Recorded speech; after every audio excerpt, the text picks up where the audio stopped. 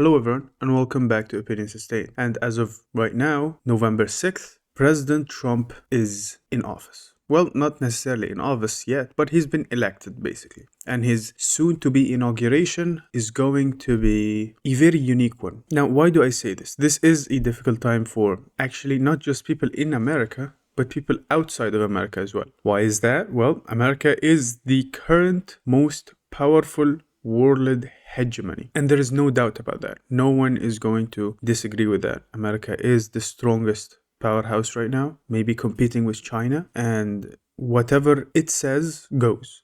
Now, why am I saying this is a dark time for most people? Because most people actually did not want Trump, but they just voted for him because, well, both of them are actually not that good. Both of them. Both Kamala and Trump are not that good. But the issue comes in play where one of them, Kamala Harris, is a prosecutor, a person who has a history of actually abiding by the laws and trying to improve the laws, not actually bypassing them, not a felon, allegedly, like Trump. By the way, I'm saying allegedly, but there are videos and there are real lawyers online that mention how Trump is an actual felon, allegedly. There's a video by The Legal Eagle explaining all 34 felons done by Donald Trump. And there are even more videos by him where he endorses Harris because even though he disagrees with her, he says that she is a prosecutor and she knows the real freedoms and laws of the country and that she is better than the criminal felon, allegedly, Trump. Now, am I trying to be political? Well, not really. I live outside of America, so my experience with politics in America is bad. However, it's very important to mention that America is the strongest powerhouse right now. The US dollars is the currency of choice in every single country.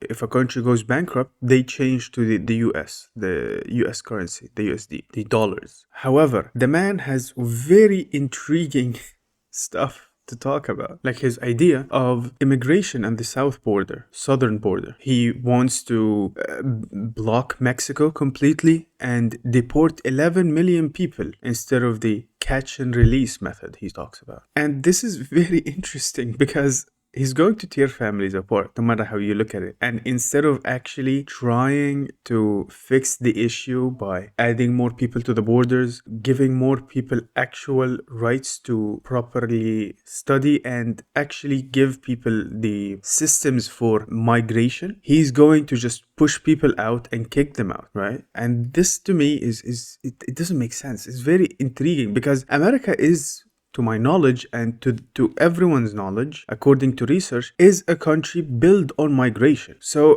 it doesn't make sense. However, whatever. You know what? I'm not going to disagree. Whatever he wants to do is his country, I guess. It's fine. That's not the only issue. He wants to increase the tariffs on chip sales from China specifically. And while technically this is good for the American economy, but it's also bad for the people living there. This will expand the amount of money people pay for everything. He wants to impose a 10 to 20% across the board tariffs on all 3 trillion worth of US goods imports and increase it specifically on all Chinese goods. So basically what he's trying to say is we don't want to take shit from China, while China is the cheapest person to buy stuff from, by the way. It is just given. He wants to block China, and then in his own country, he's going to try and make it even more expensive on the people living. So it's now instead of working 8 hours a day, now you're gonna have to work 12 hours a day because, now it's 60%. Okay, sure. You know what? It's his country. People are going to vote. There is still freedom and democracy in the country at some point, I think. I don't know. Of course, his basis on the war in Gaza and the genocide. I think I don't know. He doesn't mention how he's going to fix it, but he's clearly opposed to the Palestinians anyways, and he's not a very good person in general. He also wants to, but moving from that, he wants to illegalize abortion and make healthcare even worse. How is that? Because he's going to put a person called Robert F. Kennedy Jr., who is a vaccine skeptic, by the way. He is the person who questioned the vaccine and says vaccines cause autism. By the way, this has been debunked. And he still wants to put him in power of the healthcare. I don't know, honestly. He also wants to create tax cuts for the richer people. I don't know why he's doing this, but he's going to do that so that the richer don't pay more, but then the poor people actually get to pay the same amount. I don't get it. This is his... I'm not really quite sure. Either way, that's not what I really wanted to talk about. These are just his campaign ideas. And I hope there are some guardrails to this guy.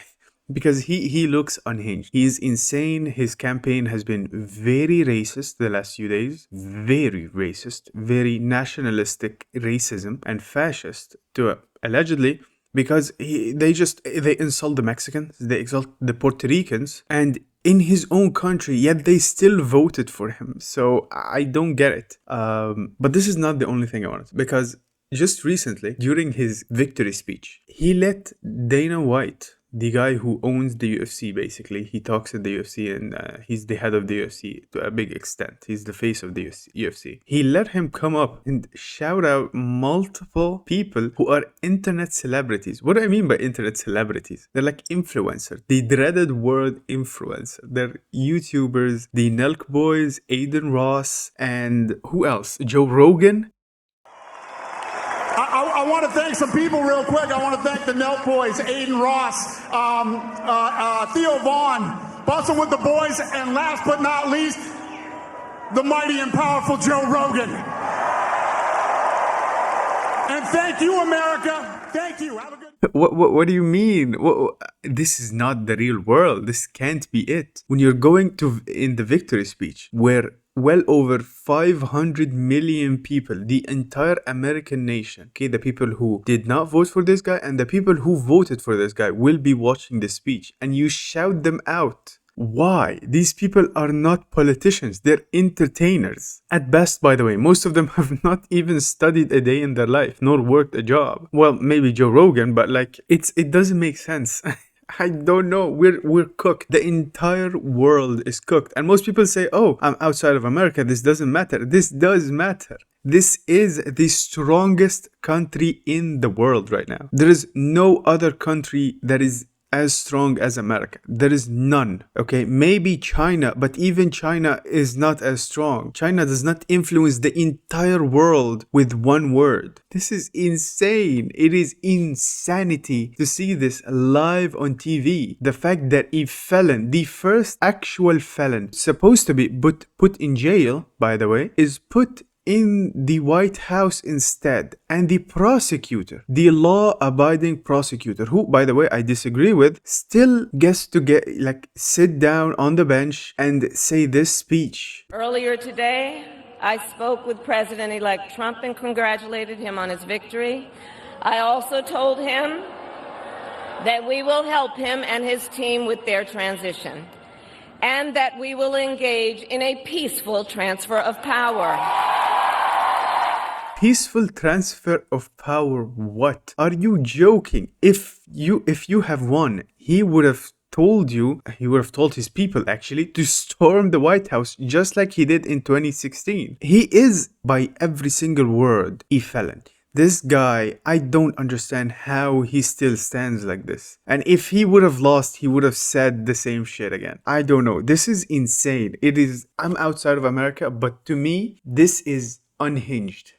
The whole thing is so unhinged to watch, look at online and everywhere else. The whole world is looking at this and is questioning the complete the knowledge that the American people have, the understanding that they have. I don't understand. It doesn't make sense. Even if you hated Harris, you still should at least vote for her or the other candidates. I believe there is Jill Stein there, the socialist country. Although, I mean, I don't really completely agree with socialism, but still, it would have been better than a criminal felon. He's a felon, no matter how you look at it, allegedly. I mean, I'm a YouTuber, so I don't want problems. I don't know. I can't believe this. I cannot believe this. This is this is hilarious. He thanks Elon Musk. He thanks Aiden Ross. I don't know. Either way, if you have watched till the very end, thank you for watching. Tell me down in the comment section what you think. Just write it down. Be honest with me. I don't know. If there are any facts that I'm missing, if there's something that you think, if you think one side is better than the other, just tell me down in the comment section. Like and subscribe if you have enjoyed the video. I'm bewildered. I will leave some resources and stuff in the description as well for where I found those stuff. And yeah, I hope you all stay safe. I hope we all stay safe, actually. Good luck and have a great day.